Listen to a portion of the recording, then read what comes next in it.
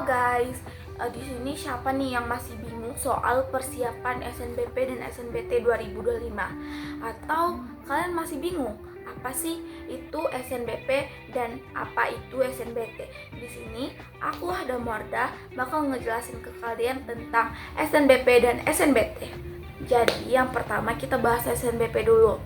SNBP itu adalah seleksi nasional berbasis prestasi. Jadi biasanya kalian tidak melakukan tes, melainkan itu tuh berdasarkan prestasi kalian dari semester 1 sampai semester 5. Kemudian itu ada SNBT. SNBT itu adalah seleksi nasional berbasis tes. Nah, biasanya ini bisa dibilang UTBK.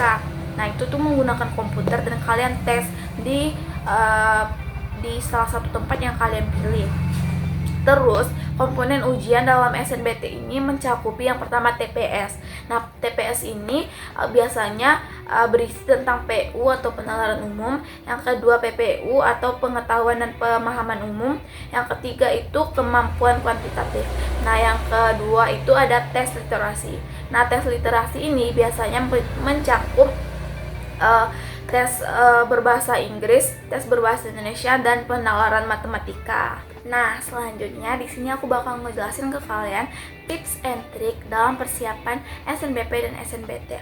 Jadi, disclaimer dulu ya guys, kalau ini berdasarkan pengalaman aku pada bulan Maret kemarin dalam persiapan SNBP dan SNBT. Nah, yang pertama kita bahas dulu tentang SNBP. Tadi kan aku udah jelasin ke kalian kalau SNBP itu adalah yang berbasis prestasi. Jadi prestasi yang dimaksud itu yaitu prestasi atau pengetahuan kalian dari semester 1 sampai semester 5. Nah, itu tuh biasanya diambil dari nilai rapor. Nilai rapor kalian dari semester 1 sampai semester 5. Nah, terus untuk pengambilan penilaian itu biasanya nih ya, kalau menurut aku itu paling penting itu nilai rapor kalian itu harus naik. Misalnya dari semester 1 nilai kalian itu 85. Nah, semester 2 itu harus naik lagi, nggak boleh turun, karena kalau turun itu menjadi tolak ukur untuk kelulusan kalian nanti. Nah, yang kedua itu tentang pemilihan jurusan. Tips dari aku untuk pemilihan jurusan ini adalah nilai kalian itu harus di atas atau sama dengan nilai skor PTN yang kalian pengen. Misalnya nih ya, nilai kalian 97 atau 97 sekian. Nah, skor PTN yang kalian pengen skornya itu 95. Jadi itu kemungkinan kalian bisa lulus karena nilai kalian di atas itu kan. Sedangkan sebaliknya, kalau misalnya nilai kalian 95, nah skor PTN yang kalian pengen itu 97, itu tuh kemungkinan lulusnya bakal kecil banget guys. Tapi kan kalau misalnya SNBP ini mainnya hoki-hokian aja, itu pemikiran itu adalah pemikiran yang salah. Karena aku kemarin sempat mikir gitu waktu SNBP, dan ternyata aku nggak lulus guys, karena aku dengan pedenya bilang skornya beda 5 doang. Beda 5 doang. Itu tuh ternyata aku nggak lulus guys. Itu tuh salah satu pemikiran yang salah. Dan kalian jangan coba-coba milih jurusan yang di atas dari skor kalian. Kemungkinan lulus kalian itu sangat kecil. Tapi kalau misalnya kalian hoki, kalian nembak itu dan lulus, itu tuh berarti hokinya di pihak kalian. Dan ya,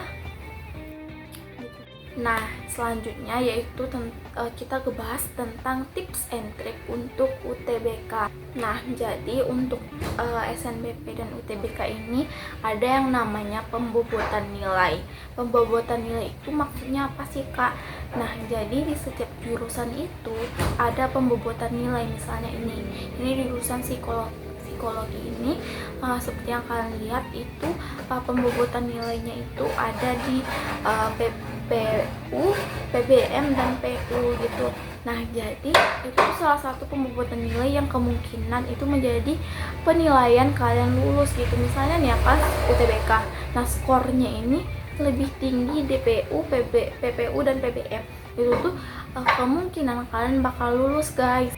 Nah, selain pembobotan nilai tadi, tentunya kalian harus belajar gitu, karena nggak ada yang nggak bisa kalau kita berusaha dan berdoa.